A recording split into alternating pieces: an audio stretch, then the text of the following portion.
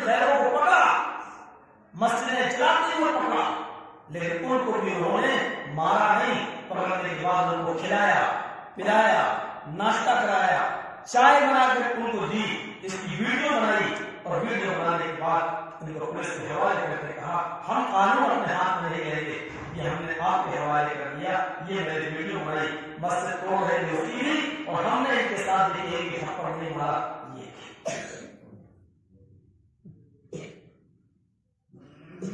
اب قانون کو اپنا کام کرنا چاہیے، اگر قانون کسی کے پریشر میں نہیں ہے تو اس کو اپنا کام کرنا چاہیے۔ دفاع کا ایک طریقہ یہ ہے، دیش کے امن و امان کو بگاڑنے کی بات کوئی نہیں کر سکتا، دیش کی شانتی کے ماحول کو خراب کرنے کی بات کوئی نہیں کر سکتا، لیکن اس کا یہ مطلب بھی نہیں ہے کہ ہم اپنی مذہبی بات بھی نہ کہہ سکیں۔ ہمیں دفاع کے لیے قرآن و حدیث کا راستہ یہ بھی بتاتا ہے کہ ہم قرآن کے ناز نہ پڑھیں۔ ہمارے یہاں بہت سی مسجدوں کا حال یہ ہو چکا ہے کہ عورتیں عشاء کی نماز کے بعد جاتی ہیں مسجدوں میں، قرآن پڑھتی ہیں، نماز پڑھتی ہیں اور دعا کر کے واپس آتی ہیں۔ غلط نہیں کہہ رہا ہوں، اس کو عورتوں کو مسجد میں جانے سے کوئی منع نہیں کر سکتا، اگر وہ اجازت مانگے تو گھر کی عورتوں کو دینا چاہیے۔ اب ہمیں نوعیت نہیں معلوم ہے خواتین کی عورتوں کی، وہ عبادت کیسے کرتی ہیں؟ اگر اپنے گھر میں عشاء کی نماز پڑھ کے جا رہی ہیں جائیں، مسجد میں آ کر نماز پڑھ رہی ہیں تو پھر یہ دیکھنا پڑے گا کہ انہوں نے اپنے گھر میں وتر پڑھی ہے یا نہیں پڑھی ہے۔ اگر انہوں نے اپنے گھر میں وتر عشاء کی نماز کے ساتھ وتر کی نماز پڑھی تو وتر کی نماز کے بعد پھر کوئی دوسری نماز نہیں ہے، پھر وہ مسجد میں دوسری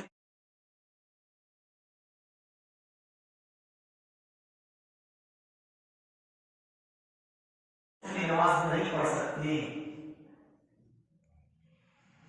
پہلی چیز، اگر ان کو مسجد میں جا کر مزید نمازیں پڑھنا ہے تو پہلا مسئلہ یہ ہے کہ گھر میں اگر عشاء کی نماز پڑھ رہی ہیں تو وتر نہیں پڑھے گی، پھر وتر لاسٹ میں جب گھر میں سونے کے لیے جائیں گی تو مسجد سے وتر پڑھ کر ہی پھر جائیں گی۔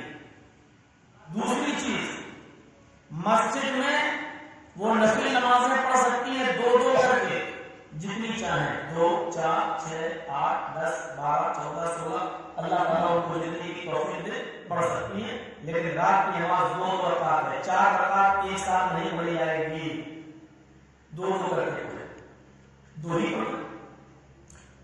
تیسری چیز، عورتوں کی یہ 2 رکعت یا 4 رکعت جو پڑھی جائے گی وہ اکیلے اکیلے پڑھی جائے گی۔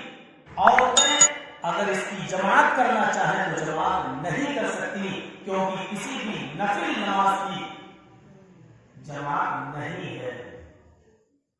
اس مسئلے کو اور جو بھی وہ دعا مانگے گی وہ دعا اکیلے اکیلے مانگے گی، انفرادی طور پر مانگے گی۔ ایک عورت دعا مانگے سب آمین کہیں یہ نہیں چلے گا، کیونکہ ایسے موقع پر اجتماعی دعا نہیں ہے۔ ان مسائل دیکھیے، مسجد میں جانے سے نہیں معلومات کیا جا رہا ہے، مسجد میں جائیں تو اس 2-3 چیزوں کا خیال رکھیں۔ اپنے گھر میں نماز، اگر مسجد میں نماز عشاء پڑھتی ہیں ٹھیک ہے، امام کے پیچھے پڑھ سکتی ہیں، پردے کا اہتمام کر لیں۔ گھر سے عشاء کی نماز پڑھ کے آ رہی ہیں تو وتر نہیں پڑھیں گی، مسجد میں وہ جتنی بھی نمازیں پڑھیں گی الگ الگ پڑھیں گی، جماعت کے ساتھ نہیں پڑھیں گی۔ اور ایک مخصوص جگہ پر عورتوں کی جماعت کر سکتی ہے، لیکن فرض نماز کی جماعت چند عورتیں اکٹھی ہو گئی، ظہر کی نماز پڑھنا ہے وہ جماعت کر سکتی ہیں، اور عورت آگے نہیں آئے گی۔ عورتوں میں جو امامت کرے گا وہ بیچ میں کھڑی ہوگی، وہ عورت پہلی لائن کے بیچ میں کھڑی ہوگی۔ عورت آگے بڑھ کر نماز نہیں پڑھ سکتی ہے، آگے بڑھ کر نماز پڑھانے کا حق صرف مرد کا ہے۔ عورت ظہر اثر پڑھا سکتی ہے عورتوں کو، لیکن وہ بیچ میں کھڑی ہوگی۔ لیکن مسجد میں اگر نماز پڑھنے آ رہی ہے تو وہ نماز نفل مانی جائے گی جو عشاء کے بعد پڑھی جائے گی، اور نفل نماز کے لیے ضروری ہے کہ وہ وتر نہ پڑھیں.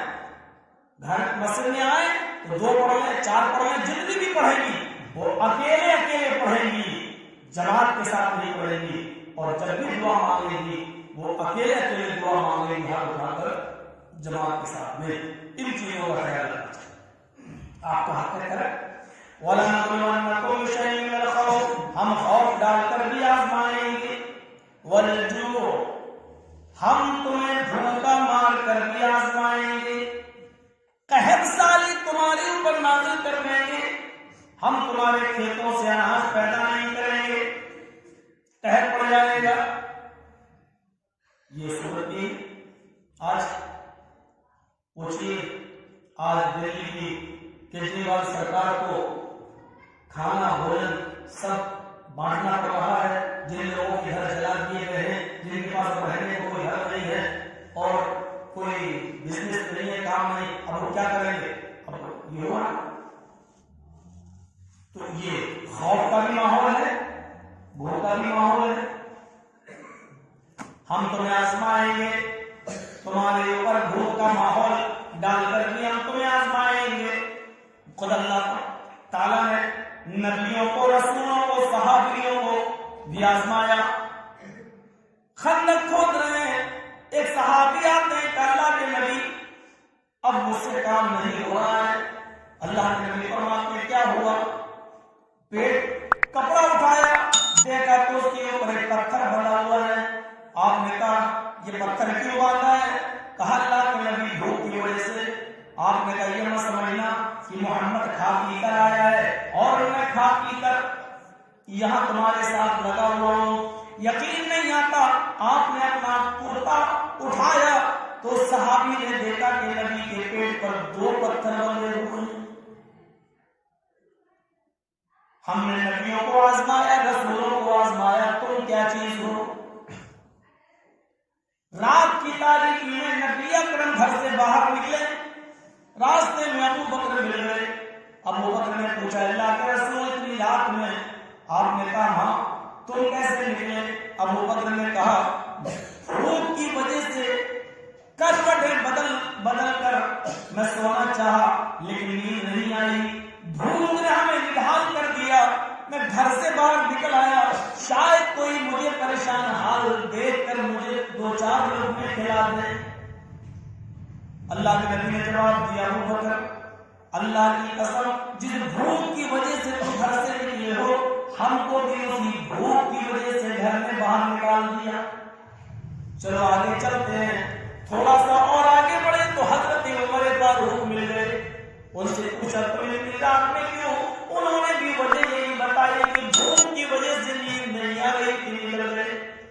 ابو بکر، اللہ کے رسول اور ابو بکر و عمر یہ تینوں لوگ پڑوس کے ایک مکان میں گئے، اس جنگل کی طرف جہاں سب سے قریب مکان تھا ابو ایوب انصاری کا مکان. ابو ایوب انصاری کے گھر میں گئے، دروازے کو دستک دی. رات کے اندھیرے میں ابو ایوب نے دروازہ کھولا. کتنے اچھے مہمان، آج کتنے پیارے مہمان ہمارے گھر پہ تشریف لائے، آئیے. فرمایا اللہ کے نبی نے آیا ابو ایوب تکلف کی ضرورت نہیں، میں ہوں، ابو بکر ہے اور یہ میرے ساتھیوں ہیں. ہم لوگوں کو بھوک کی وجہ سے گھر سے نکلنا پڑا. دیکھیے شرمانے کی بات نہیں، روکا سوکھا جو بچہ ہو وہ لے آنا، اگر نہیں ہے تو کوئی بات نہیں. فرمایا اللہ کے نبی ایسی کیا بات ہے؟ ابھی آپ رکیے. وہ فوراً بکری کھولتے ہیں اور بکری کو لٹا دیتے ہیں. ابو ایوب انصاری کا چھوٹا سا بچہ اسی بکری کا دودھ پیتا تھا. اللہ کے رسول آگے بڑھے اور چھری پکڑ لی. اے ابو ایوب یہ کیا کر رہے ہو؟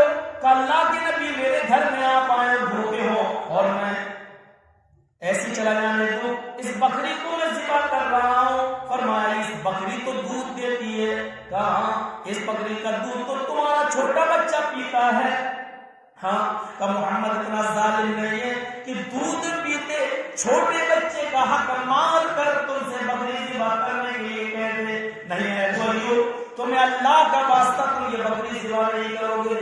ابو ایوب نے کہا اے اللہ کے نبی پھر میرے پاس 1 سال کا ایک بچہ اور ہے، کل اسی بکری کا ایک بچہ اور ہے جو 1 سال کا ہے. اللہ کے نبی نے کہا پھر ٹھیک ہے. پھر اس بکری کو حضرت ابو ایوب انصاری نے ذبح کر دیا. کھانا بنا, مختلف قسم کی نعمتیں سامنے آئیں. یعنی اس زمانے میں جو گوشت کی ڈشیں بنتی تھی جب سامنے آئیں تو اللہ کے نبی نے